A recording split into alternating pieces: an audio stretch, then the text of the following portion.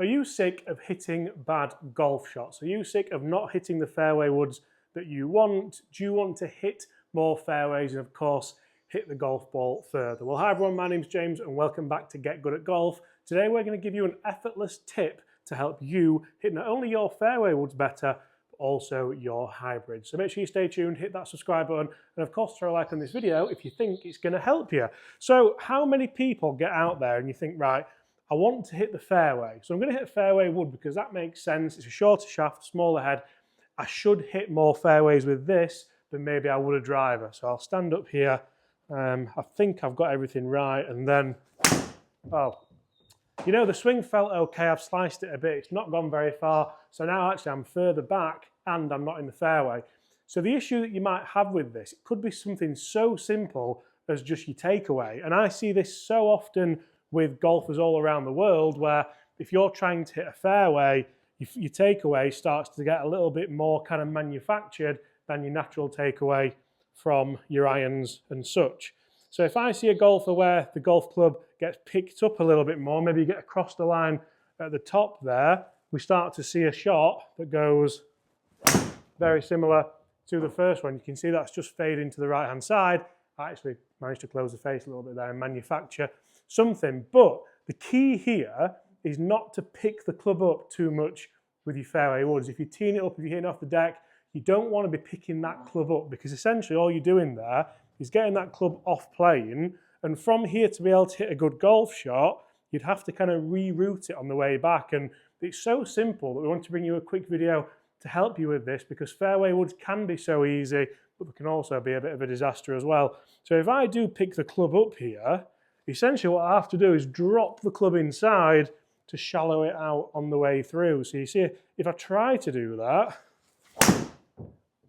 I can just about square it off, but I've actually hit that quite heavy. I've hit the ground before the ball. So it's okay, it's 190 yards up the fairway, but again, it's not the fairway wood that we want. It's not the distance that we want to be hitting. So I want to give you a little bit of a drill here that can really help. Essentially what I want you to do, we've spoken heavily about what not to do, and the alternative to picking it up here is, of course, whipping it inside. Now, whipping it inside can give you two shots, and this is like a two-way miss that a lot of golfers might suffer with, and it's going to really destroy your confidence off the tee. So we might see golfers who whip it inside here and whip it back through, and you can see I've actually topped that because it comes so shallow inside that I've hit the equator of the ball with that leading edge. If I would have managed to hit that, then you'll see this shot. And it's important to know what your bad shots are and why they're happening. So here on Get Good at Golf, we try to demonstrate the bad shots to you before we give you the good ones, because essentially you need to know what outcome you are looking for. So if I whip it inside and catch that, that's the shot that we see. So I've struck that really well, and as soon as you've hit it, your friends, your playing partners might go, oh, what a great shot. And you're thinking, it's a great shot out of bounds, and I've hit fairway wood, and how stupid do I feel because I've hit fairway wood and it's gone into the trees or out of bounds. The other shot you'll see if you whip it inside, and this is probably more prominent, Chris will agree with me here, is inside and then over. Oh, and that's where your mates go, just hit driver, mate, because it's not happening for you. So the drill I want to show you is to have a couple of golf balls behind here, and essentially what we're going to do with these is allow it to give you a motion to bring the club back. So you can see I've got it probably a couple of inches behind the ball there, maybe 3 balls away, but all I'm going to do is set up nicely, move that club away to the top, and then hit through there. And you can see that's allowing me to get that club back exactly where I want it. The ball's rolled perfectly behind us there. It's actually easier to do with an iron, only because a fairway wood has a rounded back edge, but you don't even have to hit the balls with this. So essentially what I'm trying to work on is roll it back and to get to this position here. So you can see that club face is nice and square to my spine angle, the shaft's parallel to the ground, the butt of the club's pointing to my left belt loop, and from there I can just load up to the top. Now from there I'm in a really nice position to be able to just start the rotation of the downswing, and without even looking there, get that club back into that same position. So from there I can move my chest onto the ball, and you can see I've got a nice square club face.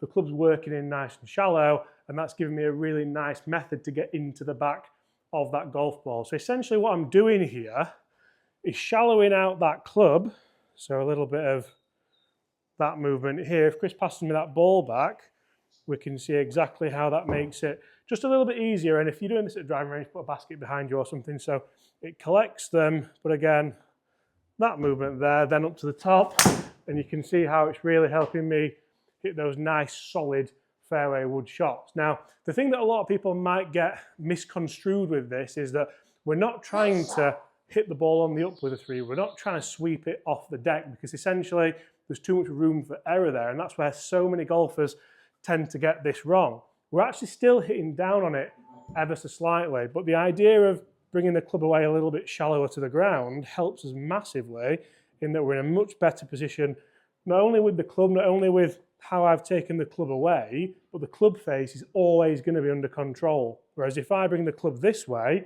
club face opens straight away.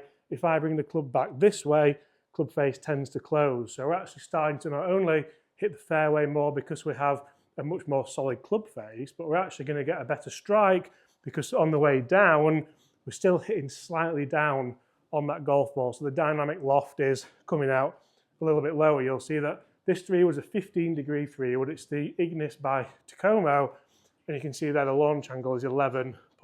So essentially, what we're managing there is just a little bit of a downward motion. Get that just setting nicely here. And again, that's a nice checkpoint. I think if I'm out on the golf course, that little checkpoint as a waggle is a really, really nice one to be able to hit a nice solid 3 wood there. Now I've shut the club face down on that, so I need to practice it just a little bit.